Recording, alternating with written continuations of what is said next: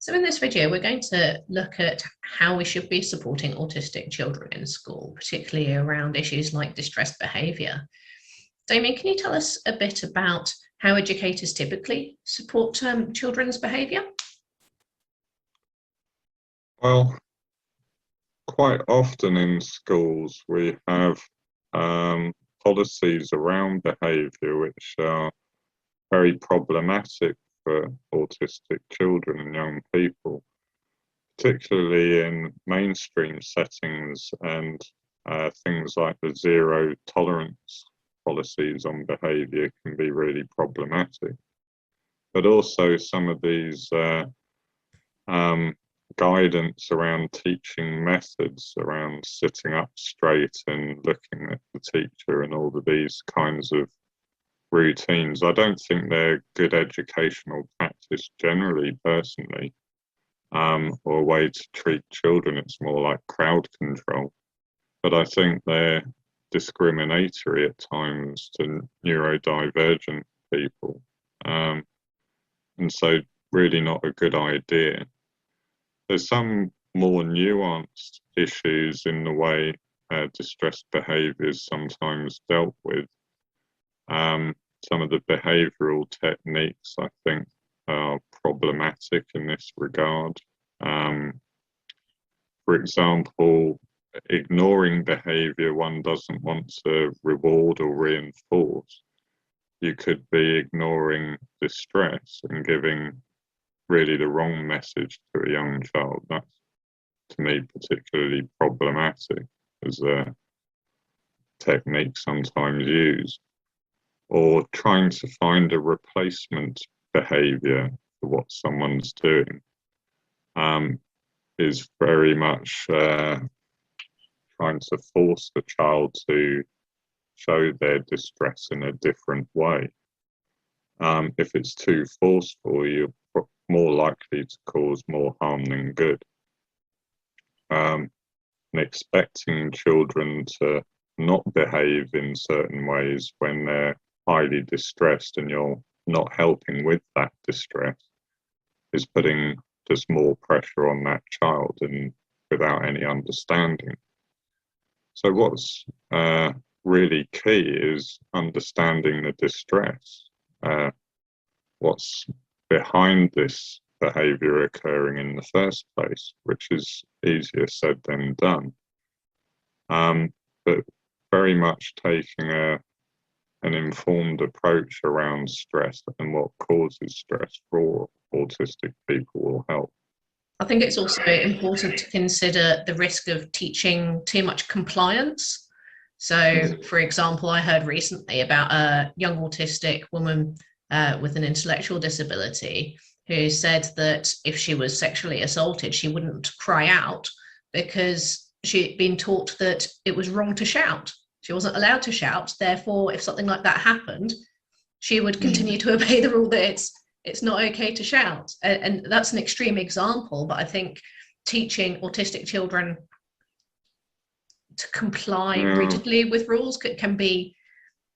This is sometimes how so-called social skills are taught, in a very rigid, one-size-fits-all way, which is ironic, because this is what autistic people are often described as doing, when it's often how we're taught to behave. And I heard one example of someone who was told to always hold the door open for someone.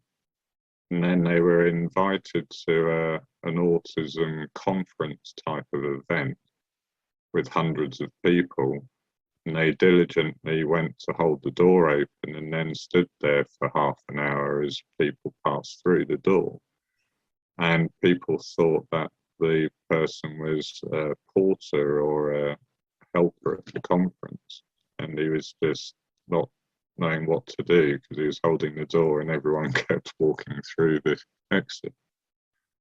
And the way social skill type training is often done undermines the autonomy and agency of autistic people and says what you're doing is wrong, are not valid. And what you should be doing is this, and what everyone else does, non-autistic people behave. And so it's devaluing often rather than a mutual exploration. What's far more valuable is understanding of self and other, and mutuality for all concerned. So doing a social story as a strategy, rather than telling them what they should be doing, using it as a way of exploring different perceptions of what happened, what could be done differently and why, as a way of exploring issues and treating both parties with respect. Are there any other approaches that you think would be useful for people to use in schools? Generally, I'd be in favour of what's called a low arousal approach. And the key thing in this approach is to reduce stressful stimuli, especially if someone's in crisis or in chronic stress type situation. So a low arousal approach is often used when people are in crisis to de-escalate, as it were. But to me, it's good principles for working with autistic people in general. So you're minimizing too many sensory inputs unless they're of informational use to the task. You're minimizing kind of erroneous stimuli, as it were, from the situation. Low arousal does not mean no arousal. Many sensory experiences are fun, or you need a bit of challenge or information in order to do a task. So it's more about getting the balance right and not getting people into a crisis, distressed situation.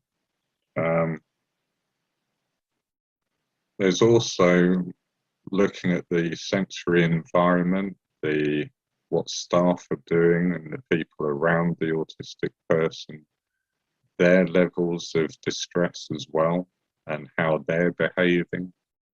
A lot of the time, the focus is on the behaviour of the autistic person rather than the behaviour or stress levels of everyone around them.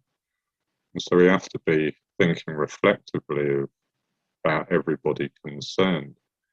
And this kind of transactional approach to stress is very key to the low arousal approach as well.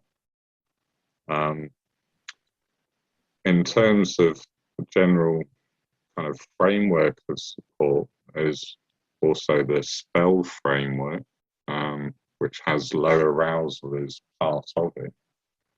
I think there's a lot of nuance to that, though, in terms of structure and empathy, and getting that right on a person-centered level is far easier said than done.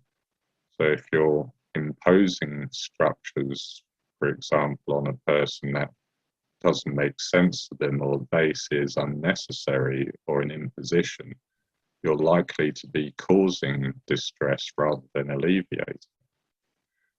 And so often you get these stereotypes, or structure and routine is just good for autistic people.